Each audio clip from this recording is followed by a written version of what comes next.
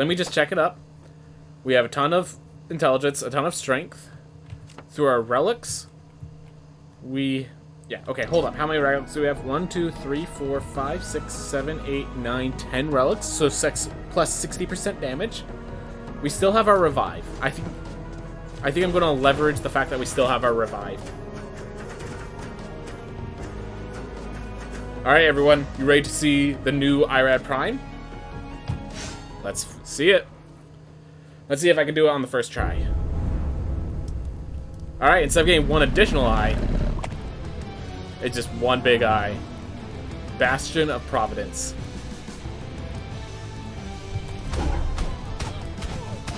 Okay, that was a lot faster than I expected. Alright.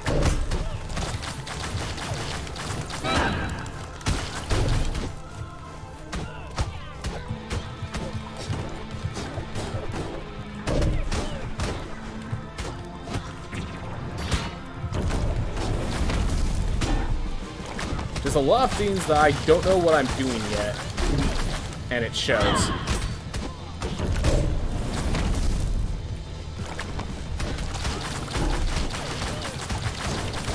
Oh my gosh, I just realized! Irad Prime is just Kadir. It's just Kadir.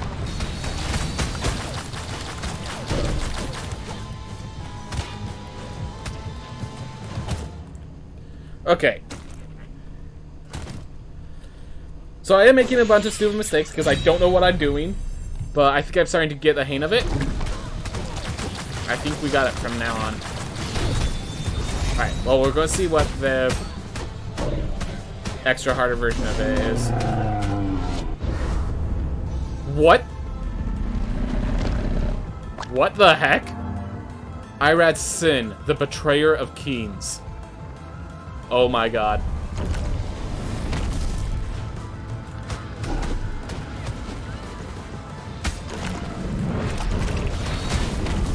Thanks.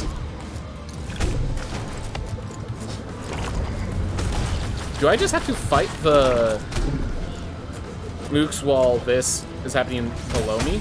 Is that what this is? I have to beat all these guys instead? Makes sense, he was a commander of armies.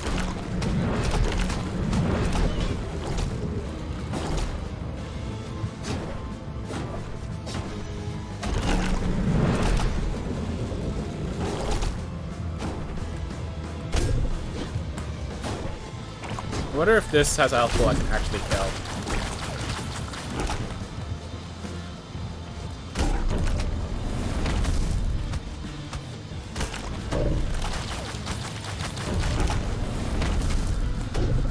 I mean, I'm dealing damage. I think I could kill the boss just like this. Be a little cheesy, but I think I could do it. Never mind, it's very cheesy. And I feel like I'm wasting my viewers' time doing that.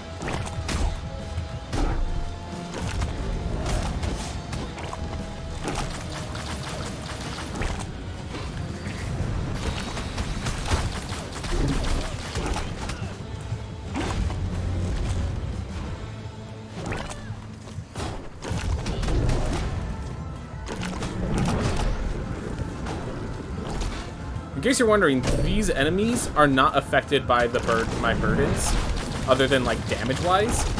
So they're like, this isn't the burn adaptation making them the stronger form. This is the form you would face it as when you're facing this Irad Prime.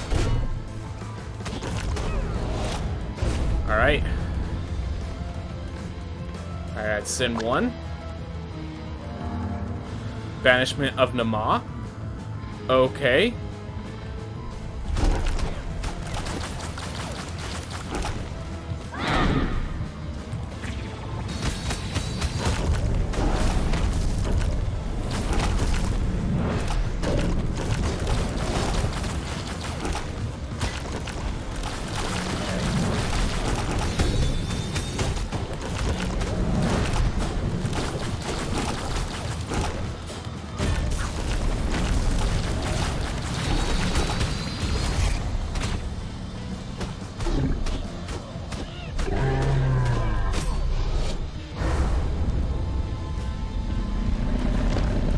Okay.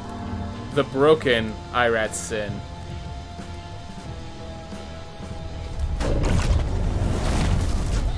So one was at the gates. One was at the gatehouse. One was in a battlefield. Alright, here's the one more eye. This is the one more eye. Someone guessed that.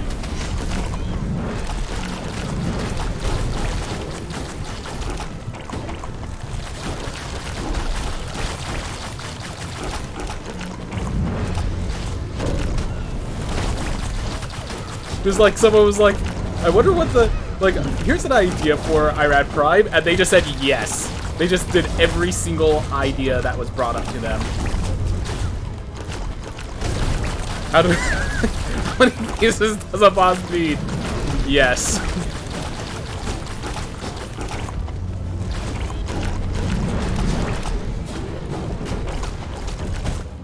I tried to dash through it, and I got stuck on that little ceiling place. Well, we maxed out barbarian levels. Now that we know what we're doing, let's try that again. Oh my gosh. But yeah, if hypercoagulation is a trait that's like perfect for boss fighting. So if this can't do it, I don't know what to do because I'm actually already at max level. So just gotta get good, I guess.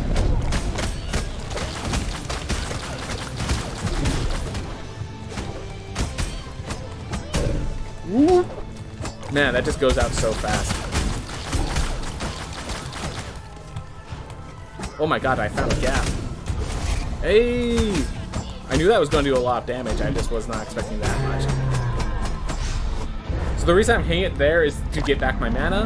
Here, I'm actually not facing the boss, I'm facing all the mooks that the boss summons.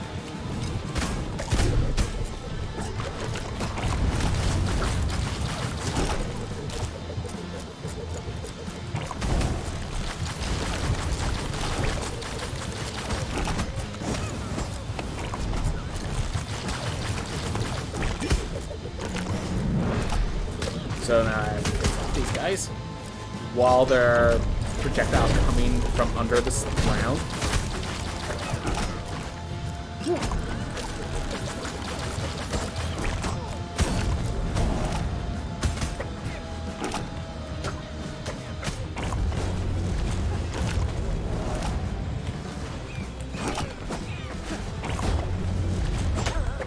Go.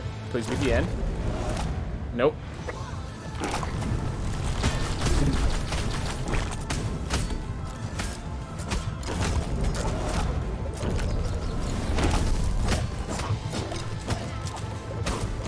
Ooh. Luckily we are... So you'll notice that...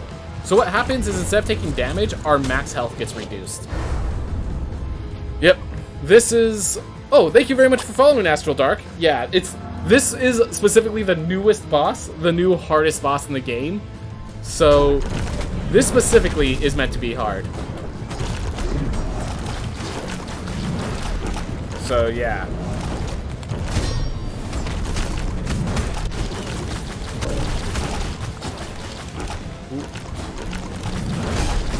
I might do a roll dip. So whenever you fall in the water, you take damage, but roll negates damage. So I might just jump in the water and roll to try to negate damage.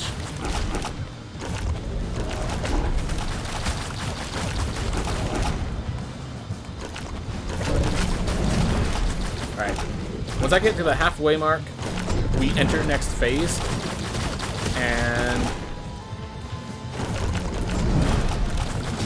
the thing is, there might be another phase after this, which is what's really concerning me. Like, after this, like, I've gone past this phase, and there might be another phase after that one. Alright, come on. Regain my mana. Alright, max mana. That's good. I just joined in. What's going on? We're facing Irad Prime, and it's a doozy. It's a doozy. The broken Irad sin. Alright. So it's like Binding of Isaac, except instead of being Isaac, we're Isaac's therapist. That's a good way of describing what's going on right now. Or at least as far as I understand.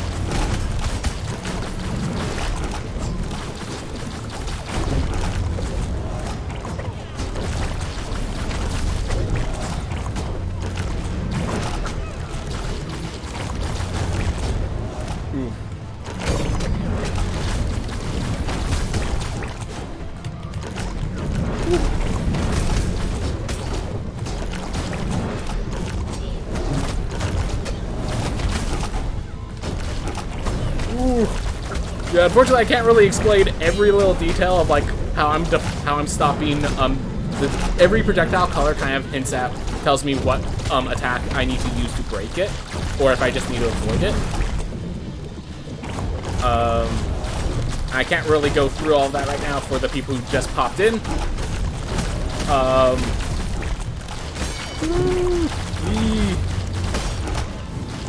Alright, this is the last phase. You can tell by the fact that we hit the halfway mark and it didn't switch us over to another one.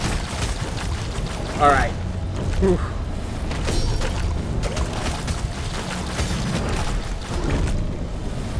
Okay.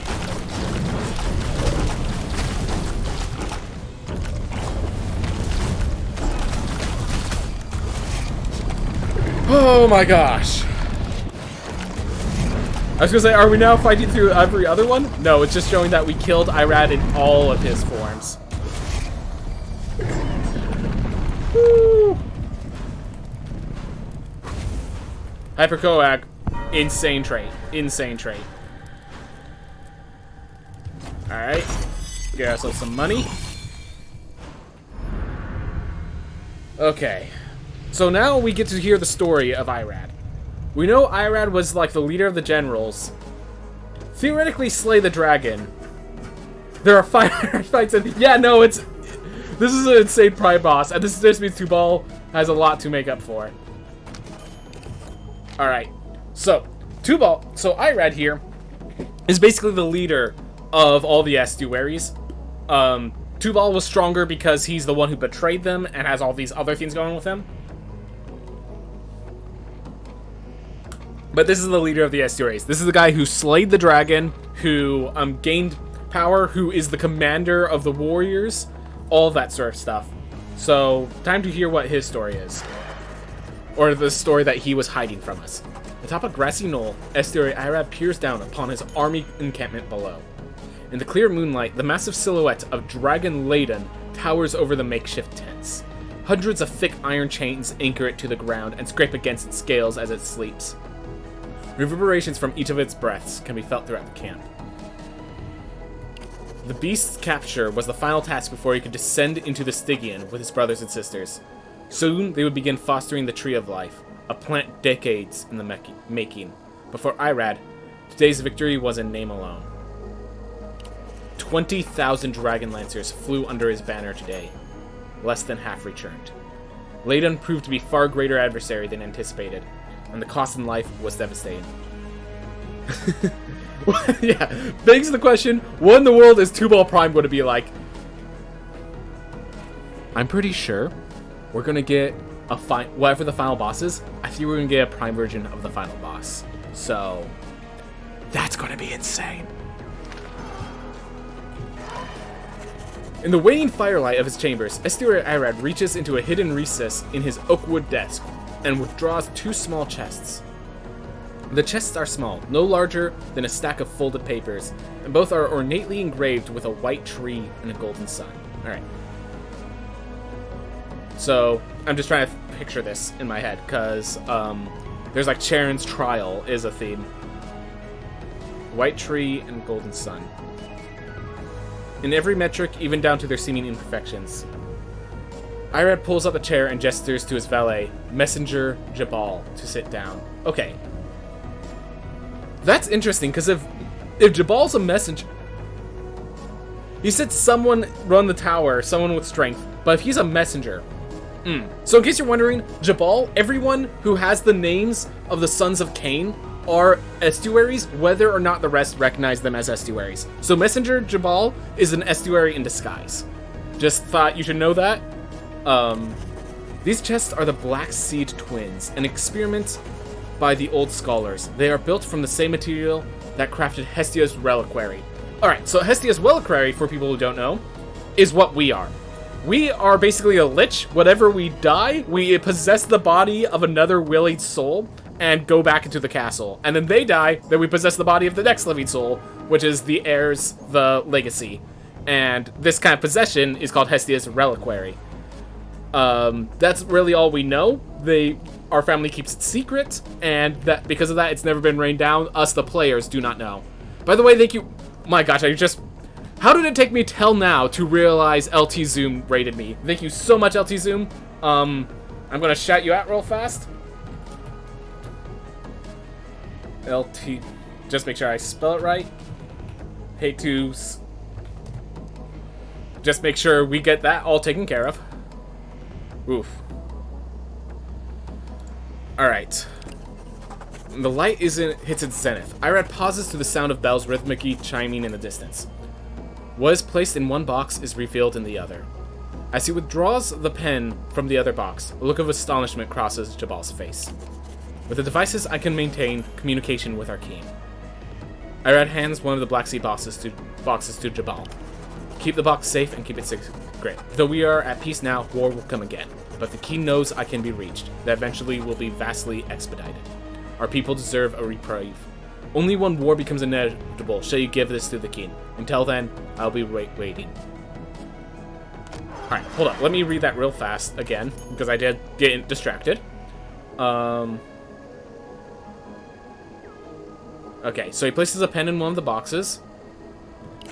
When the light hits its zenith, pauses to the sound of bells rhythmically chiming in the distance. Alright. Okay, so it's a teleportation box, basically. So we are at peace now. King knows I can be reached that eventually. When war becomes inevitable, I shall give shall you give this to the king. Alright, so he knows Jabal. Alright, so he knows Jabal has access to the peak, because that's one of the themes. Jabal and Zilla are the two secret estuaries. And the reason they're secret is because, like, that's the whole thing that Tubal fought off with. So, Irad knew them as a messenger to the surface, but they're actually other estuaries. For 500 years, the Black Sea box remained empty, and for 500 years there was peace. In that time, Irad had turned the barren wilderness of Stygian into a thriving kingdom worthy of the highest praise. But this tranquility was interrupted the night he received the first message from the box. Soon the Black Sea box surged with plans, schematics, and requests for its expertise. And for years, Irad dutifully maintained a secret military correspondence. He provided tactics and strategies remotely, satisfied with the knowledge that each victory on the surface would expand his already illustrious record. So, Jabal was likely the strategist for the rebellion that happened down here. So it's possible that Irad accidentally instigated the rebellion that took out his own kingdom. Okay, that's what this is. As Irad pores over the latest war plans, a smudge mark in the corner of the document catches his eye. A signature hastily scribbled out, but still legible, reading, Estuary Jabal, the Supreme Strategist. Oof. Oof. Pride. Irad could feel a dark rage filling his body. Estuary Jabal, the so-called Supreme Strategist, had betrayed him. One missignature, one unscrubbed lie, was all it took for Jabal's treachery to be revealed. The Black Sea box had never reached his king's hand. Instead, his messenger had been stealing his notes and taking credit for his victories.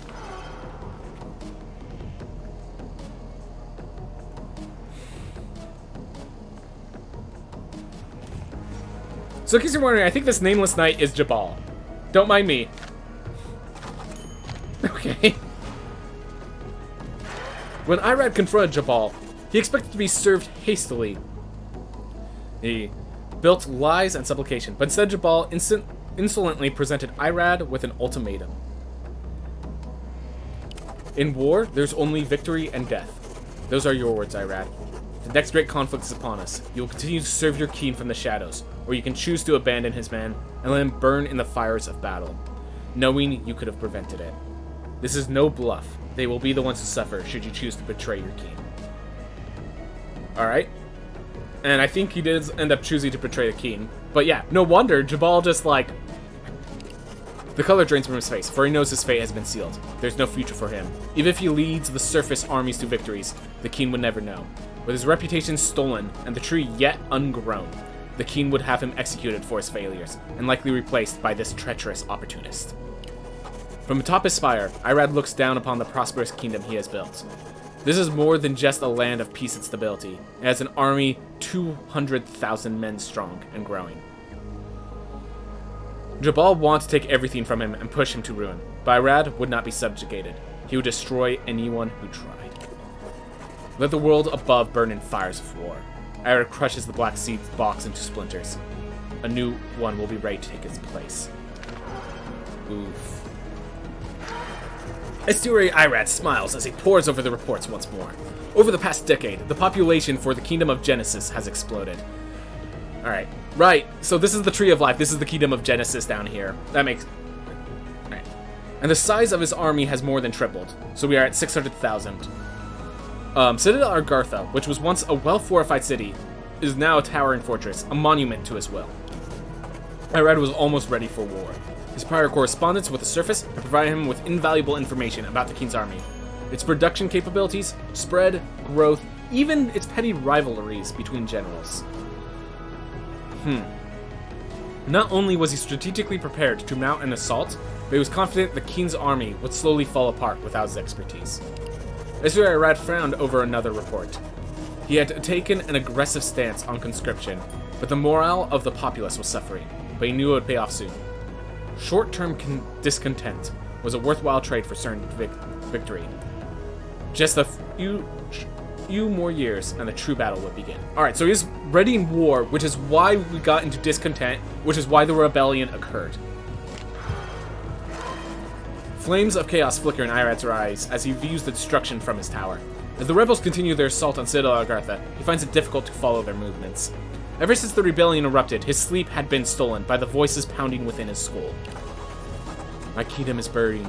My army is dying. I just need more time. How did it fall apart? At the very start of the siege, the rebels had gained the advantage by sealing the entrance of the tower, trapping Irad and his men inside.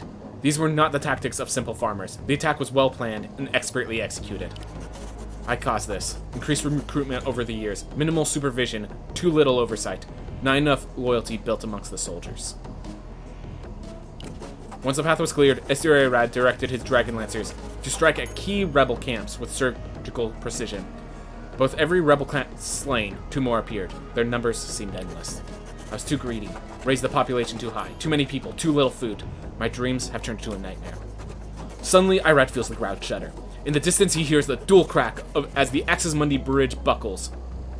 Irad feels hope drain from his body as entire pathways fall into the reservoir below. Blood and rage resound throughout the kingdom, but is deafened by the voices in his mind. Nothing could stop the king from taking your head now. Alright, so after the rebellion, he changed from wanting to go war with the king to just wanting to hide here. Alright. In the rain-soaked rubble of Axis Mundi, Irad nervously places its broken steps as his men carefully lower a massive gate. Soon the Kugwan Plateau will be cut off from the rest of the kingdom, sealing all those inside. Namal was to blame for all the failures down here, the tree, the rebellion, everything. If Irad could convince the king of this, perhaps he could be spared. So he's literally, okay. So in case you're wondering, the fact that they were betraying Namal like this is why he was betrayed by Enoch, which therefore means, and Enoch's betrayal is how Irad, it's betrayal led to betrayal led to betrayal. She is the estuary of the harvest, yet the tree won't grow. The people loved her, yet the rebels rose under her watchful eye. Why should I be punished for negligence? And I like this fight between him and himself. Throughout the conflict with the rebels, Estuary Nama tended to the wounded on both sides. In her eyes, it was an act of mercy, but to Irad, and more importantly to the king, it was an act of treason. The timing is perfect. The Void Beast's arrival coincides with Nama's actions. I could blame it all on her treachery. And you betrayed your people above, now you betray your people below. Who will be left to shoulder your failures? So it's actually say that one of the estuaries of Lamech is fully under his lead. And so because Lamech would not fight, Lamech could have beaten the Void Beasts, but he refused to because Irad refused to allow him to. Irad's migraine had become relentless. Every thought was now difficult, every waking moment a terrible pain. He couldn't recall when he last slept, but no matter, for this turn in events may just be enough to exonerate him. In case you're wondering, Irad never sleeps again. Once the rebellion occurs, he does not sleep for the the year until he basically goes mad. No place for weakness in war, only victory and death. Ooh, so he just saw that as war. If Irad just embraced sucking, everything would have been fine. Yeah, exactly. If he accepted his failures. So in case you're wondering, Magic Pope, all of this is, the entire story is based on the story of Cain and Abel, which because Cain could not accept that he failed to meet God's expectations, he led to the first murder, which led to the eternal suffering, basically, that he faced. He betrayed, because he could not accept failing God, he killed his brother, he went to betrayal, and therefore all the suffering that came beyond. So there's a lot of connection. Yep, biblical suffering. That's exactly this. The moral of the story is all in biblical suffering because it's all based off of Genesis 6. So yeah, that's cool. That's some cool additional lore to be added to the world.